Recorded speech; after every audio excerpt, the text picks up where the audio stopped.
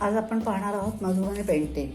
हे पेंटिंग मी एक कागदावर करणार आहे आणि दुसरं आहे ते मी कपड्यावरती करणार आहे। कपड्यावरसाठी आपल्याला ॲक्रिलिक कलर वापरायचे आहेत आणि कागदावर करणार आहोत। त्याच्यासाठी आपण अशा पद्धतीचे पेन किंवा मेटॅलिक इंकचे पेनसुद्धा आपण वापरून हे चित्र पूर्ण करू शकतो। आता आपण या प्रत्यक्ष कामाला सुरुवात करूया।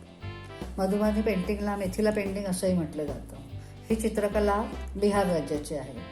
बिहारमधील मधुबनी जिल्ह्यातील स्थानिक लोकांची ही चित्रशैली आहे। ही चित्र काढताना नैसर्गिक रंगाचा वापर केला जातो।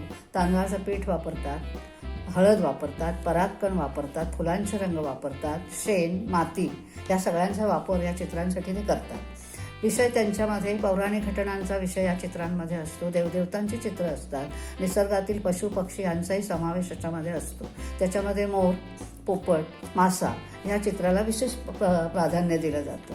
विशेष महत्त्वाची गोष्ट अशी आहे की या चित्रकलेच्या विकासासाठी मधुबनी शहरामध्ये एक स्वतंत्र कला विद्यालयाची स्थापना त्यांच्या सरकारने केलेली आहे।